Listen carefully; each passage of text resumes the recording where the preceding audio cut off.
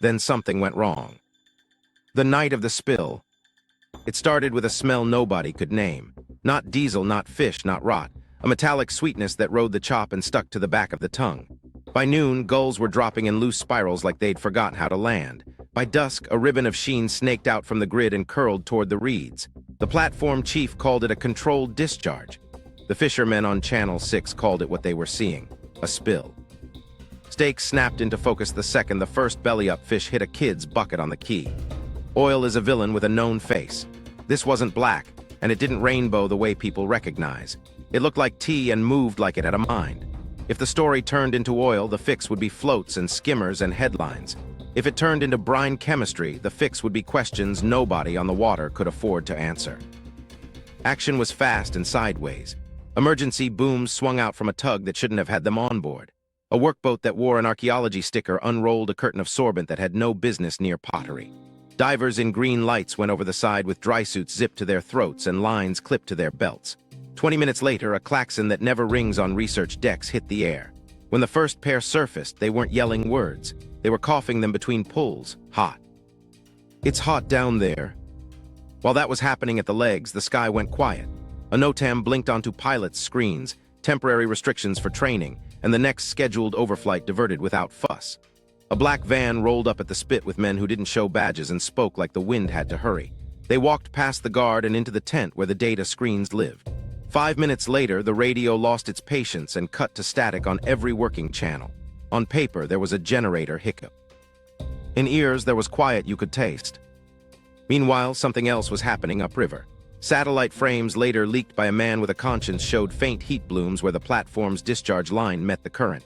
Not flames, warmth that didn't belong to sunset. The kind you get when a reaction runs where water is supposed to be only water. Above that seam, a crane lifted a crate with 2 straps and a prayer. The crate wore a stencil that said artifact. The men wore gloves rated for acids. Here's a micro story. A volunteer with the Shoreline NGO showed up with a box of nitrile gloves and a camera. A liaison met her at the gate with a smile and a clipboard. "We're thrilled you're here. Please shoot the birds from the west side. The light is better." West was upwind. Her photos came back glossy and kind. The caption read, "Restoration team responds within hours." The official line arrived before midnight. Algal bloom, seasonal, exacerbated by temperature. Oxygen dip, fish stressed, response underway. A second release added a paragraph about ongoing cultural heritage operations unaffected. Meanwhile, on the platform, a medevac skiff slid out of the shadow with 2 divers under blankets and a third holding a bucket because his stomach wouldn't stop arguing. The skiff aimed for a clinic with no press and a back door that opened on a lane with no lights. Stakes sharpened. Exposure risk didn't just mean sick divers. It meant the project's disguise catching fire. If a journalist smelled lithium in the story, the word would do what words do. Markets would jump. Inspectors nobody invited would buy tickets to towns where they weren't welcome. The platforms would have to stop pretending to be museums and start acting like mines. So the choice was simple: plug, pivot, or bury. Action bent toward pivot. Overnight, a set of mobile evaporation units rolled onto the spit under tarps stamped with a conservation logo and a Latin name. The next morning, they wore hard lines and temperature strips. Next to them, 2 gray skids with electrodialysis stacks slid into place like they'd rehearsed the move all week. A crew in borrowed hard hats rooted hoses away from the main discharge and into bladders that squatted like quiet animals. A portable lab sprouted on a flatbed with a banner about salinity baselines. Inside, a man in a borrowed lab coat watched a conductivity meter climb and didn't smile. Here's another micro story. A harbor pilot pushed his tug's nose against a boom and felt the tug shudder like it had hit a live wire. He tapped the deck with his boot and got a shock through rubber that had never lied to him. He cut power, drifted, swore, and told his deckhand to keep both hands on painted steel. Later, he signed a confidentiality addendum he hadn't seen before and got a fresh fire extinguisher as a thank you. Impact arrived with the tide. The sheen thinned, but dead fish kept finding quiet corners. The wind shifted and the smell faded enough for the quay to fill again. Officially, the bloom was over. Unofficially, operations moved deeper and darker. The platform team rerouted intakes below the depth the divers had touched. The archaeology deck became a night crew only. The brightest lights turned green and lower. The next permit renewal added a clause about enhanced subsurface restoration equipment trials. The floating curtain stayed. The patrol cutter's circle got a little wider. What nobody was supposed to know at the time, the crates changed labels that week. Artifact became non-hazardous salts. The route shifted 12 kilometers south to a numbered field no one had photographed yet, and the word spill faded like a bruise under winter corridor clothes, race, while the hum under steel deeper meant meant quieter, time. but it also meant faster. After the spill night, the rhythm changed from careful to clockwork. The International North-South Transport Corridor wasn't a sketch anymore, it was muscle. Rails met hulls like nerves meeting bone. Astrakhan's yards stacked research-coded pallets that didn't sweat in daylight. At dusk, they rolled toward Astara, where the line kissed the border and slipped into Iran's spine. Rasht took the handoff. South from there, two throats opened. Bandar Anzali on the Caspian's lip, and Bandar Abbas where the Indian Ocean starts telling different stories. Here S where the corridor showed its teeth without raising its voice. Roll-on roll-off ferries got quiet midlife upgrades, faster ramps, wider throat, ballast tweaks that shaved minutes no one would notice unless they were counting heartbeats. Customs chief swapped signatures that created green channels for time-sensitive cargo. Officially, that meant fruit, pharma, perishables. Unofficially, it meant anything wearing the right research code could slide through on the same belt. The forms didn't change much. The stamps did. Meanwhile, something else was happening in the timetables. Trains that used to pause at Astara for an hour now hissed for 10 minutes, then rolled. Yard managers said staffing improved. Drivers said inspectors started asking the same 3 questions and never a fourth. The crates from the grids, rebranded as non-hazardous salts, rode in the center cars, bracketed by boxes of grain and reels of cable, like a secret between two innocents. Azerbaijan walked its wire with the calm of a man who tied it himself. Publicly, Baku cut ribbons on conservation grants and talked heritage. Privately, its port clocks learned a new sync. One evening, a research-coded flatbed missed a slot by 6 minutes and the whole key breathed through its teeth. A pilot tug developed a fault and bought the convoy a second chance. The next week, the same flatbed never missed again. Balance isn't poise, it's practice. Kazakhstan kept throughput as a whisper. Aktau's cranes didn't look different, but their night roster did. A second shift took shape with no press release, just extra coffee at 2 in the morning, and a foreman who started carrying a stopwatch. Loads bound for the south wore bland tarps and sat under poles that hummed with cameras you couldn't see unless you stared into the dark long enough to feel stupid. Stakes sharpened with every clean departure. Throughput isn't trivia, it's leverage. If the corridor can move a crate from a lake nobody audits to a coast everybody needs, Europe feels it in delivery estimates, and India can price days like currency. Each minute shaved at Astara is a cent off a buyer's anxiety. Each green channel stamp is a bet placed on discretion staying intact. Action left fingerprints anyway. A broker in Mumbai received a late-night call. A minerals shipment available fob Bandar Abbas documented as salts, delivery window surgical. He asked for spec sheets. An email arrived with a watermark from a cultural ministry and a spreadsheet with conductivity logs dressed as ambient salinity baselines. He booked a slot. He told himself salts bleach into everything. Nobody remembers the sack after the bread is baked. While that was happening in offices, the corridor itself kept training. On the Rasht, Astara stretch, an exercise labeled as emergency response drilled research cargo diversion. A siding cleared, a crane trundled, and a container hopped tracks faster than a rumor. No press, no applause, just muscle memory building in the dark. At Bandar Anzali, a new canopy shade appeared over a spur that touched no public gate. The concrete still smelled young. The guard had a story about maintenance. Here's a micro story. A switchman in Astara kept a notebook where he marked oddities in pencil. One entry read, 03, 12 box 77A hums at halt, cooled by fan cart, foreman says ballast pump test. He drew a small triangle next to it, the kind you doodle when you don't want to say hazard. 2 days later, a supervisor simplified his shift, fewer stops, fewer questions. The notebook went home under his jacket. Sanctioned goods swapped hands under Caspian rules, which is to say under the absence of outside eyes. A turbine component moved north in parts that didn't look like a turbine until you bolted them back together.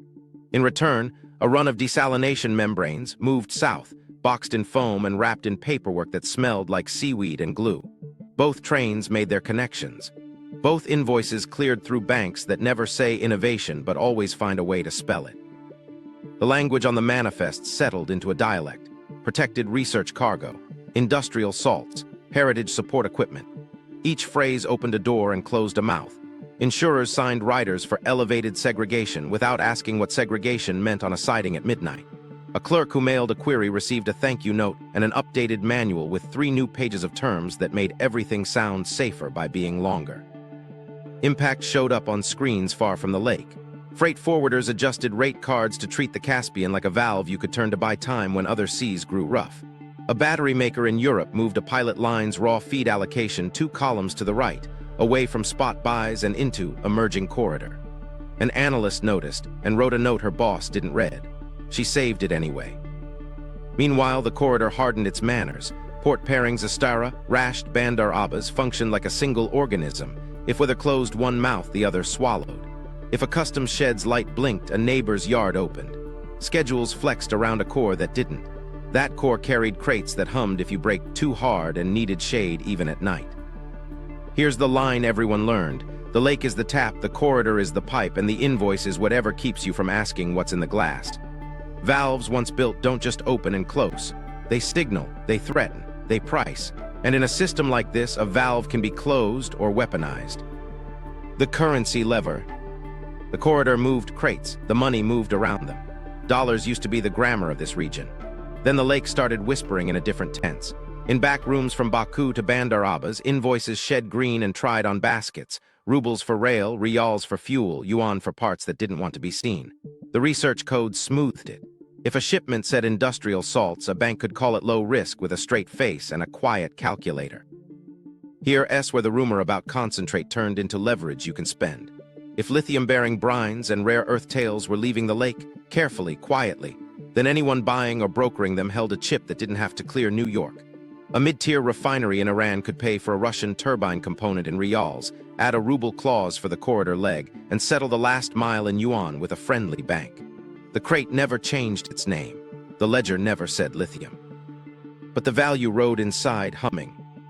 Meanwhile, something else was happening in central bank's shadows. Swap lines that used to be talking points became plumbing. A Russian desk opened a rial window for corridor logistics. An Iranian desk listed ruble liquidity for priority imports. A Chinese branch in the Gulf extended quiet yuan credit to a forwarding agent whose name never makes headlines. None of it was flashy. All of it added up to this.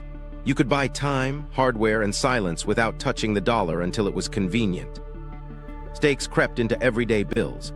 A shipping firm in Astrakhan took a premium to price a run in rubles pegged to a yuan basket. The client side counted and signed. An insurer's annex allowed coverage under alternative currency settlement if cargo bore a research stamp and stayed inside the Caspian family.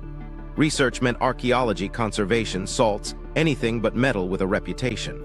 The risk officer frowned, then circled yes. Action left paper trails that looked boring until you stacked them. Corridor invoices lost the little USD at the corner and grew a column for corridor currency, a polite way to say whatever the 5 can clear without raising a flag.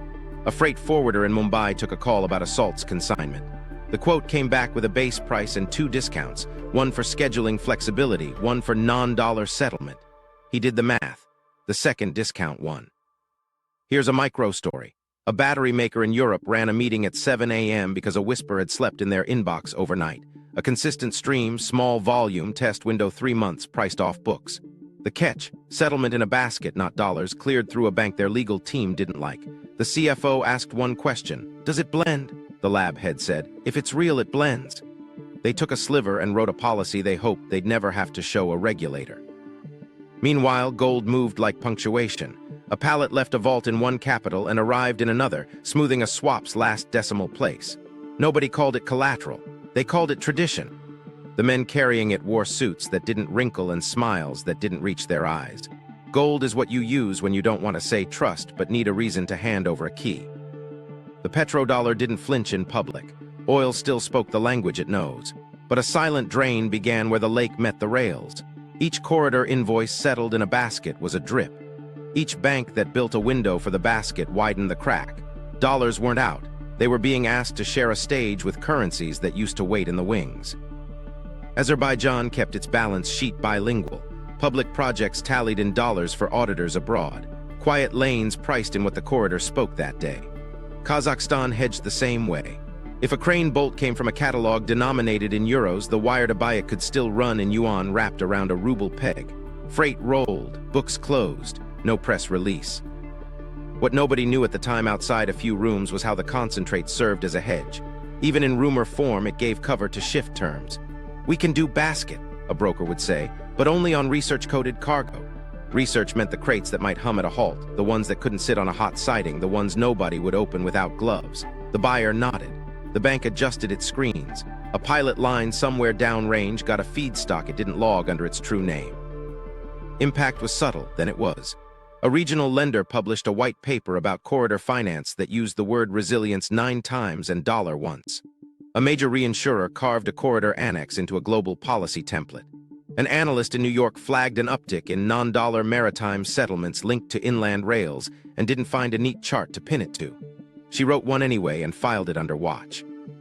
"Here's the line that settled across the lake like quiet fog. Price the tap in a language you control and the hand on the valve gets steadier. If salts ride baskets, baskets become habit. If habit hardens, pressure invites pushback, and pushback was already lacing its boots. The counterforce. Pressure invites hands to the edges. The first sign wasn't a headline, it was a contrail that stopped short of the lake. Quiet intel flights began to trace boxes over rail junctions and port spurs, then slip away before anyone could call it airspace. On the water, a cutter eased alongside a patrol and bumped too hard for an accident. Both captains logged it as swell. Both crews went home with new dents and old stories.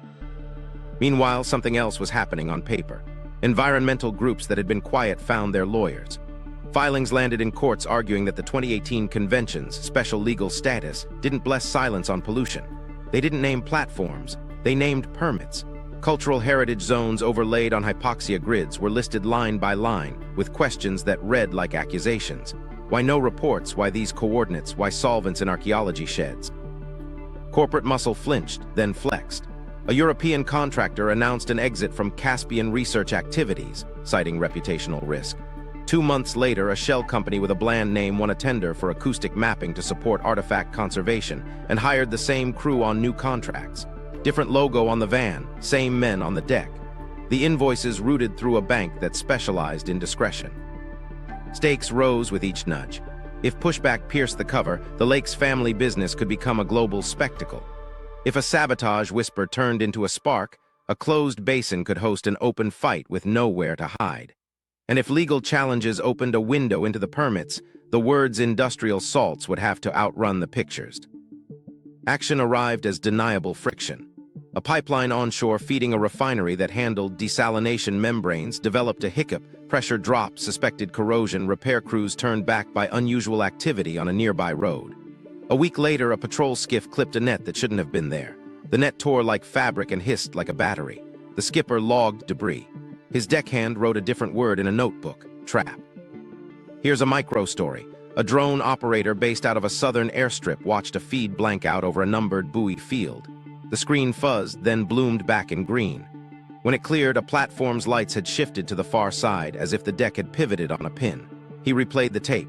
The timestamp never skipped. He wrote up a glitch report and brought it to a superior who said, "We're filing this under weather." Customs officers learned to pull different threads. A crate labeled non-hazardous salts hit a secondary check where the scanner didn't care about labels. The image showed bladders nested in foam and a lattice of metal that looked more like shielding than bracing. The officer raised a hand. A supervisor arrived with a sheet that added a code, protected research cargo. The crate rolled.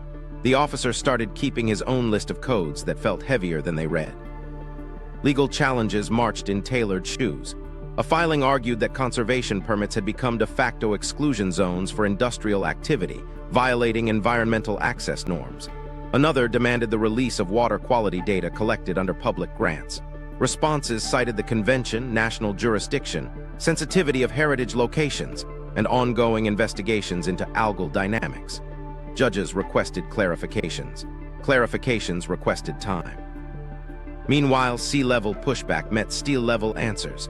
Patrol boats began carrying bolt cutters and floating saws for debris management. They trained alongside research crews under a shared banner, joint monitoring. Exercises timed to corridor schedules rehearsed fast cordons and quicker releases. A drone lost over open water was logged as mechanical failure. A rumor said it tasted jamming before it fell. The rumor had no paperwork. Corporate exits multiplied in press releases, then shrank in practice. A multinational paused engagement and posted a sunset photo. Its regional subsidiary, owned by a cousin of a former board member, took delivery of membrane sheets and heat exchangers the same week. Procurement language kept the vowels shaved. INTX modules, ED stacks, portable evap units. The lake understood. Here's another micro story. A fisherman out before dawn found a gray box bobbing near a buoy line. No labels, just a seam and a handle. He hooked it, hauled it, and felt the skin of his palm tingle. He dropped it back like it burned. By noon, a cutter had tightened its circle, and a liaison was handing out pamphlets about invasive mussels. The fisherman folded the paper into his pocket and didn't tell anyone what he'd touched. Deniable strikes found soft spots. A warehouse near a rail spur that hosted heritage support equipment woke to a fire that ate only one aisle. The sprinklers had been tested the week before. The cameras blinked for 9 minutes and came back looking at the wrong door. The insurance adjuster wore a lapel pin from a conservation fund and a face that said he'd seen this theater before. Stakes tightened. Escalation risks open conflict inside a lake with no outsiders to referee. Everyone knows everyone's patrol routes. Everyone knows where the cranes park at night. One hard collision at speed, and the treaty language becomes an argument between pilots instead of ministers. Action met pressure with thicker walls. Custom seizures began to target industrial salts at nodes where the corridor had been too smooth. A shipment detoured to a shed with no windows. By the time it emerged, the manifest was cleaner and shorter by one line. The receiving lab logged a delay and a temperature excursion. The lab head swore and rewrote protocols to include more ice. Impact, stalemate hardened. Push met counterpush. Deniable cut met deniable mend. Secrecy thickened into habit. The platforms added another layer of green light. The permit sprouted a paragraph about enhanced artifact stabilization. The corridor learned to hum at a lower pitch. And then one night a crane's cable thrummed like a plucked string and a black crate rose dripping brine, its markings sanded off. A field lab panicked. Somewhere inland, a convoy's route changed by instinct. Then a radio cut to static and a voice said, "Shut it down." The crate and the cut.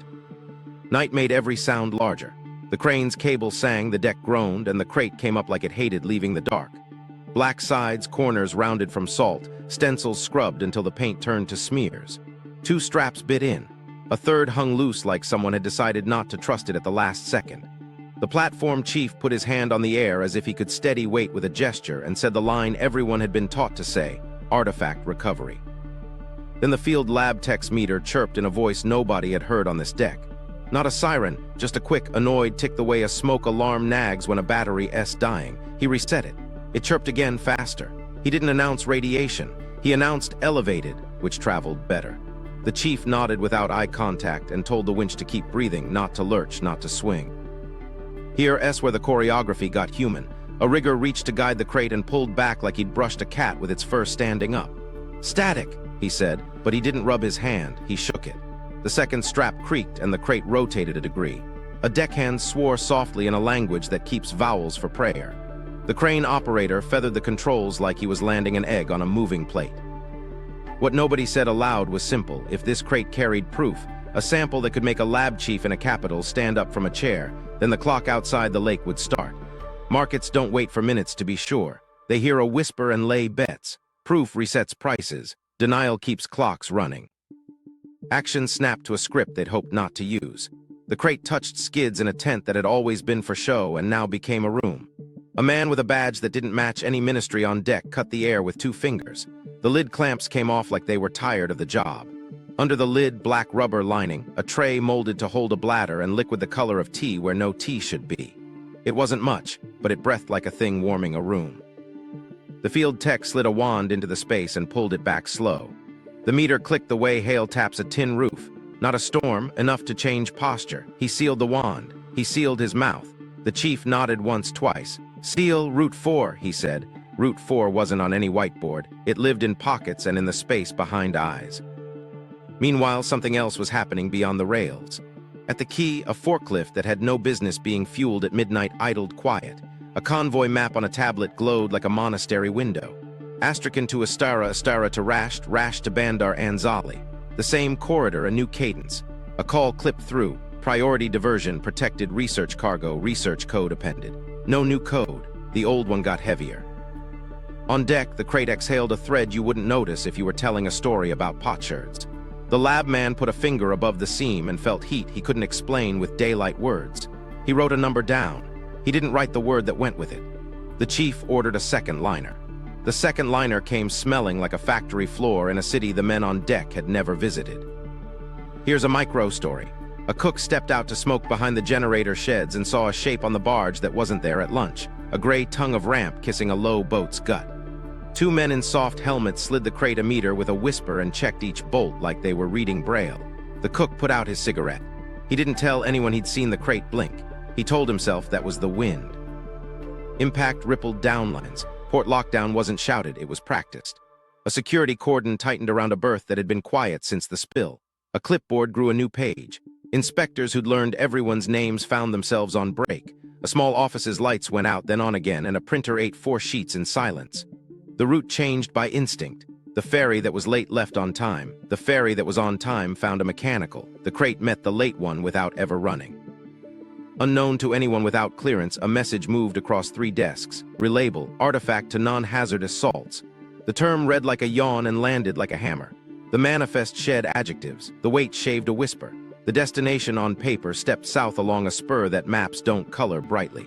The customs form sprouted a checkbox, protected research cargo. Tick, and a different set of hands opened the gate. Quiet funerals followed where loud medals would have ruined the story. A diver who'd coughed on spill night didn't make a shift. His mother got a visit and a promise. He'd worked for Heritage. A stevedore who'd braced a strap and taken a spark to the wrist stopped coming to the bar.